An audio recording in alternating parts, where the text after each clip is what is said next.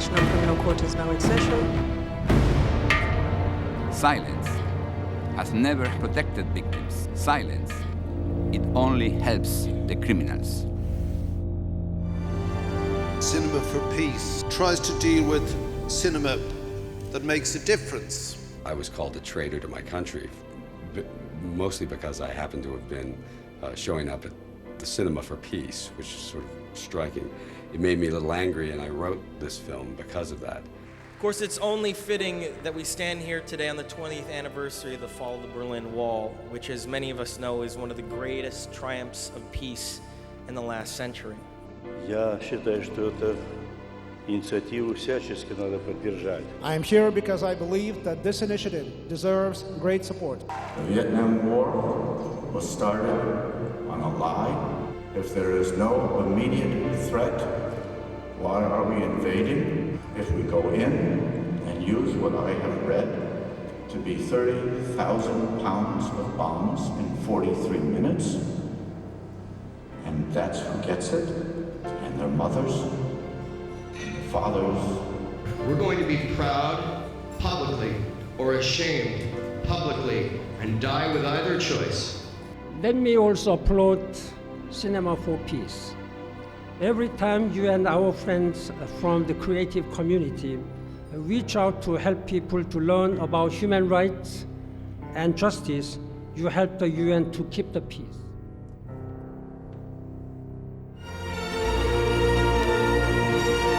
There is war in the world, but there should be peace. Artists can make a difference.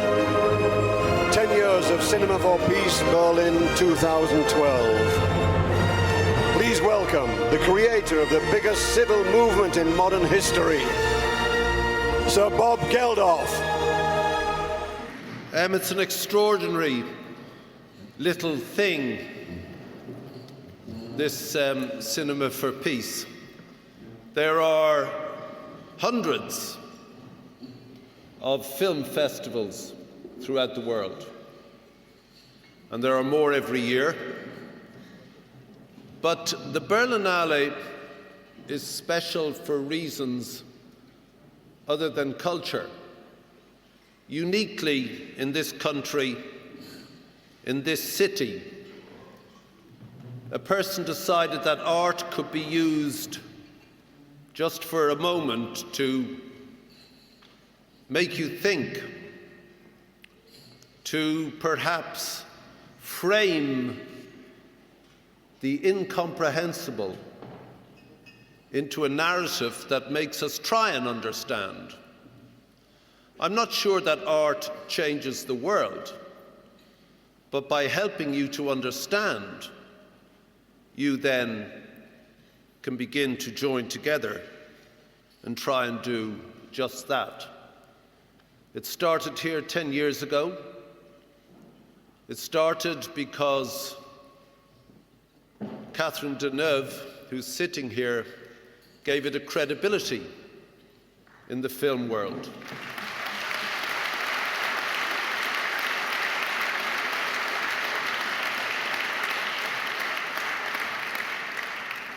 It started because this mad German friend of mine, this impresario, decided he could do something different with his talent. And Jaka, Bizilj, you should be very proud of this man here. He's done Germany a lot of good. You should be very proud of him.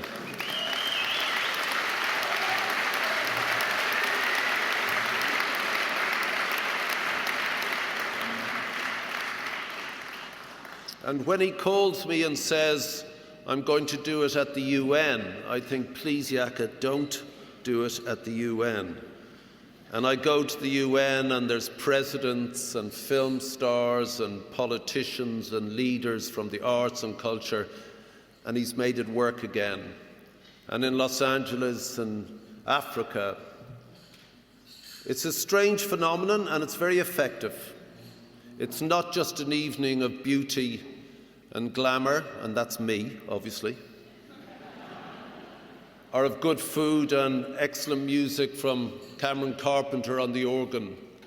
Something other happens at this event, and from it the Cinema for Peace spins wonders and hope for this strange old planet of ours and this strange species that we humans are.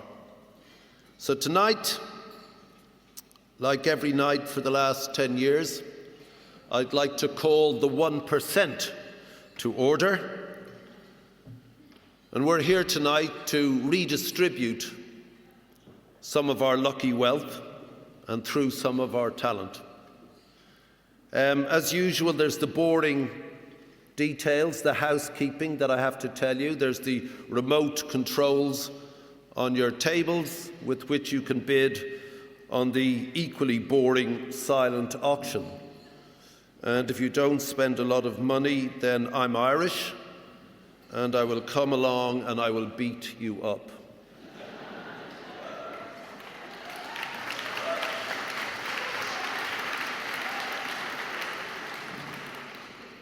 "10 years of Cinema for Peace." What does it mean? It means that through movies, children have been prevented from AIDS attacking them. It means that thousands of people can go back home to Haiti. Thousands of people go home to Haiti because of tonight, because of Sean Penn deciding, yeah, this is the way to do this. Thousands go home. It means that millions see Bosnia not through the lens of the news camera, but through the narrative of the human mind, through a genius director, Demis Talovic, and his movie No Man's Land.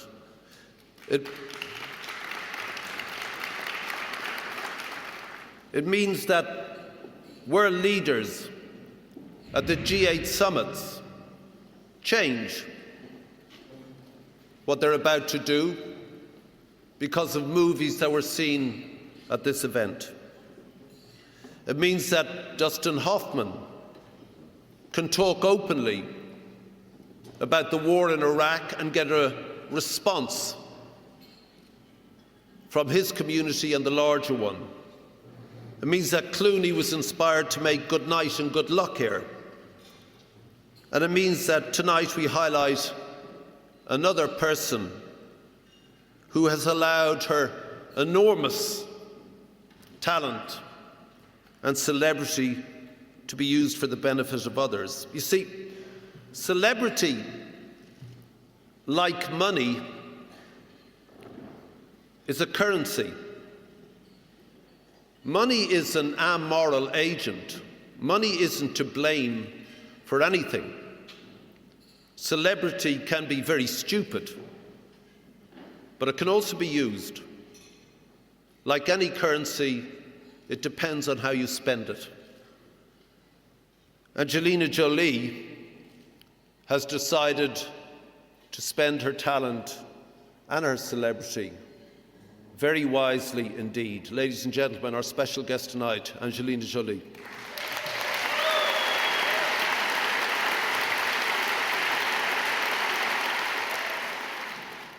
And I don't know if Brad is here. Brad's here, dude. And the thing is, you need to know about sort of people like this. A lot happens on the side. A lot happens under the table. Brad has helped Bono and myself a lot over the years with regard to Africa. Again, he decided to cash in his celebrity chips to use for something else, to use for other people. So, ladies and gentlemen, Brad Pitt is here with us tonight.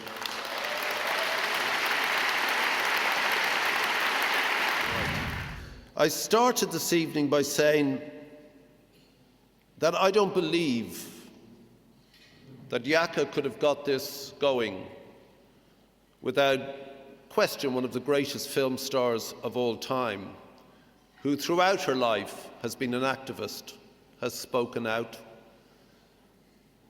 Of course, she's an exceptionally beautiful woman. She is exceptionally talented. And she decided to get behind this small, weird idea this guy had. And she's been here every year as the chairwoman of Cinema for Peace. There's only one. It's, of course, Madame Catherine Deneuve, ladies and gentlemen. And when you have the queens of the movies here, you also have to have some knights. And that old fella's sitting there. He's been in more movies than Brad Pitt or Angelina Jolie will ever accomplish in their lives. He was asked to present, of course he's received every Lifetime Achievement Awards. There aren't enough awards to encompass this man's incredible life.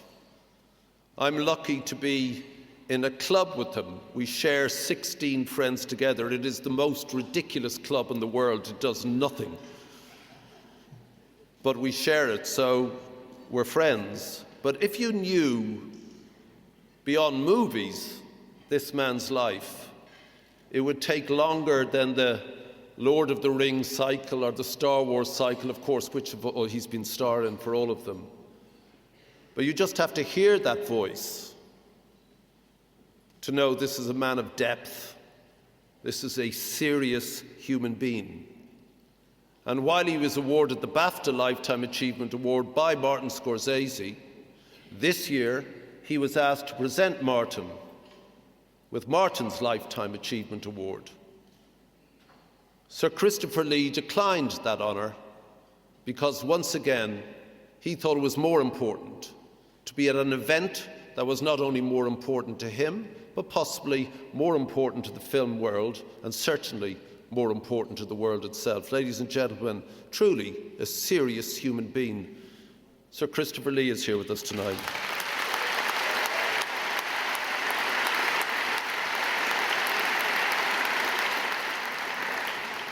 And I have to tell you that Christopher is 90 years old. Is it this week?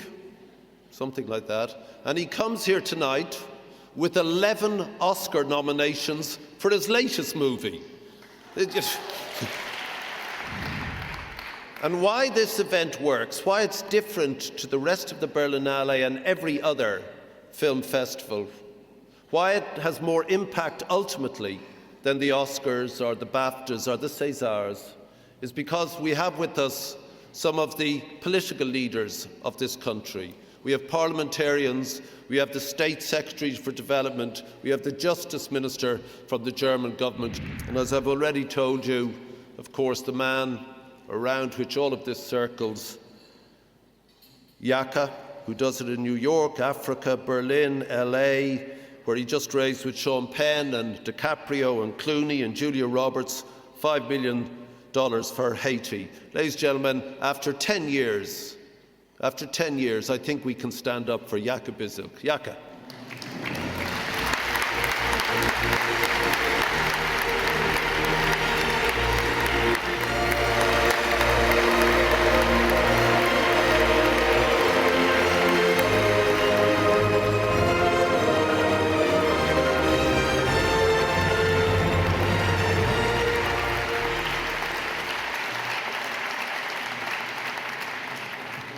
That's very kind of you, but actually it's really not about me, and it's about this platform.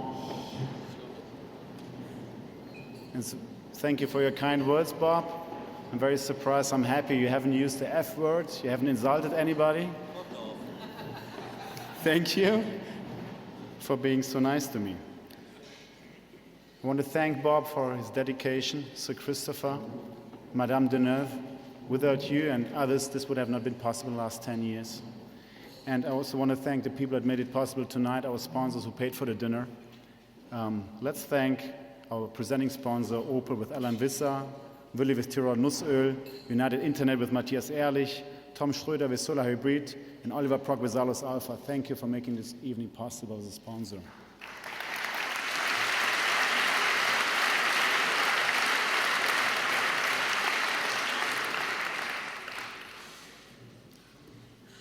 it is something very special for me personally because you might know I'm born in former Yugoslavia, part of my family is there, and it's very special to have Angelina Jolie with her and her cast here with this very special movie we're going to honor tonight. As you might remember, it took 3 endless long years where nobody gave any support. People like you and me were killed, women were raped, children were slaughtered. It was here in Europe in front of our door and nothing happened. Some people did something here in Germany. Schwarz-Schilling, our minister, he stepped down in protest of the government and the European Union doing nothing. So for 3 or 4 long years, nobody helped. I think it's very important that we have this issue of Bosnia with us. We have opened with the Cinema for Peace Foundation just a few months ago an office in Sarajevo, developing a genocide film library, giving testimonies. We're following the example of Steven Spielberg's Shoah Foundation. And it's very special to us that Angelina's with us tonight with her movie and her cast. Very warm welcome to the cast of In the Land of Blood and Honey.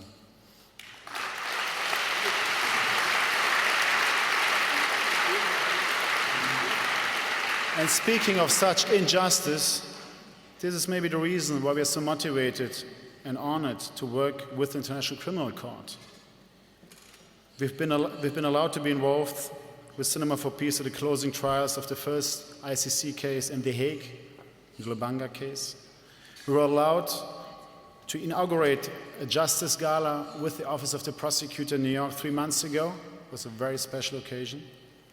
And I was very fortunate to serve as an advisor to the ICC at the hearing of the UN Security Council in Darfur. The prosecutor does not only bring Sudan's head of state to trial, he did prosecute Gaddafi, and he's been changing our world in the last 8 years. When he started, it was an empty building in The Hague, and he really has started a new era of accountability, and I think because of him and his work, International Criminal Court, our world is really changing. Please welcome the prosecutor, the first prosecutor, Luis Moreno Ocampo.